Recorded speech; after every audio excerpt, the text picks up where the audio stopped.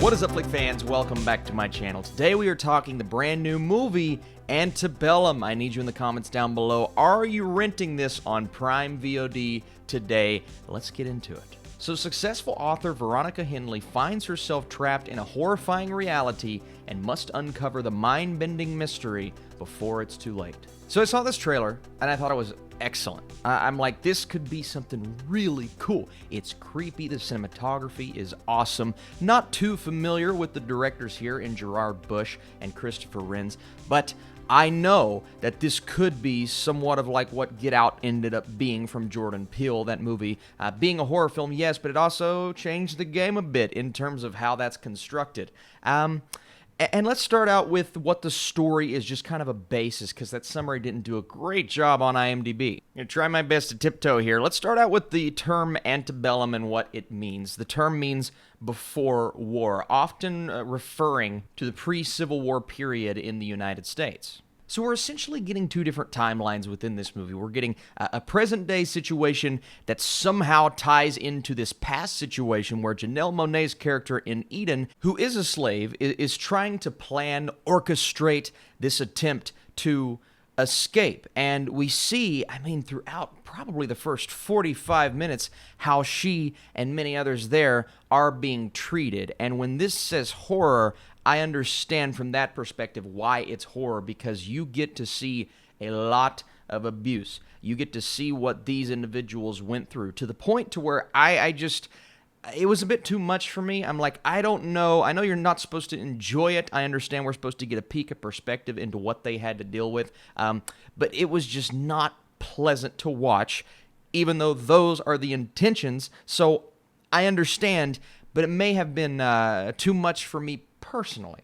And then you get a peek into Veronica's life and kind of the comparing and contrasting of the two situations. Janelle Monáe expertly playing both of these characters. Her performance here does not drag this movie down in any way. The emotion displayed on her face in those situations, even though they're unpleasant to watch, on purpose, of course, she's fantastic. So good.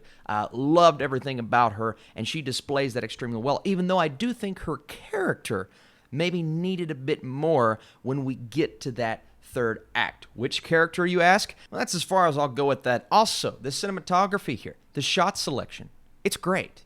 I'm not good. It's great. The movie looks fantastic. There are shots that are clearly painting a picture. I'm talking visually, not metaphorically. And it's a nice movie other than what's actually happening in the first act in terms of cinematography. It's a nice movie to look at, and I loved the color correction. I love the vibrant colors at times, the harsh blues. It's a visually pleasing film. So what went wrong? What went wrong with this movie? Why was it just so drastically, I don't even want to say confusing, messy when we get into that second going into the third act? And the third act here really distances you from these characters with Shyamalan-esque twists throughout, and I don't even want to give a hint as to what the main twist is, but I'll just say it didn't really work for me.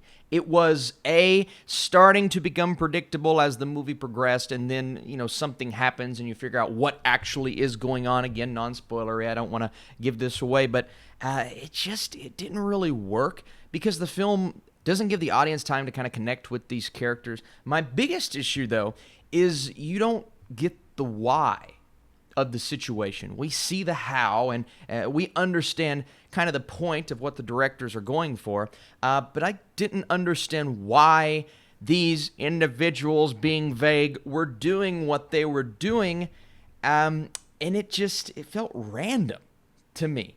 I needed a bit more backstory, even with Janelle Monáe's character, but with all of these characters involved, what's the point of what's happening? In that sense, it reminded me, remember the movie with Matthew McConaughey, Serenity, a couple years back, maybe even last year? I can't remember. That film, it starts happening. I'm like, why is this happening? And why is this twist so ridiculous? And that's the same way I felt about this movie. And that's going to be the turning point for everyone. If you buy that, if you're on board with that, and you think the first 45 minutes, all of that torture is worth it at that point, then I think you're going to like the film. And that's fine. And I understand why you would like it because, again, acting, visuals, It's all there. Every ingredient is here to make the perfect recipe when it comes to a genre-defying horror/thriller. But for me, it gets so kind of twisty and turny in that third act, and we see a bit of payback for certain characters, but even that didn't feel satisfying. As a viewer who just had to kind of sit through that first act and watch all of that, again, powerful. Very powerful, because that is the ultimate connection to that character. And there's no way you don't watch that and you're kind of applying it to everything going on today. And I was watching that, I'm like, yeah, I mean, it's well done, it's well executed, but I need a payoff here. If I don't get a payoff, and if I don't get a clear path for these characters in the third act, that's not going to be worth it. And for me, watching this movie, I didn't really get it when it came to the script.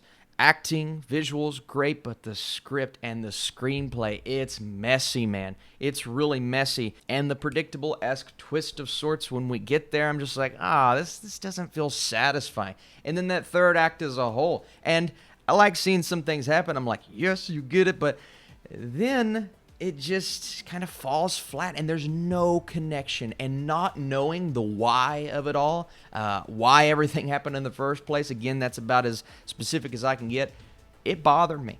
It really bothered me. Plot holes galore in that third act. And it's unfortunate because I do think a lot of people will get a lot from this movie. And there's a lot to get.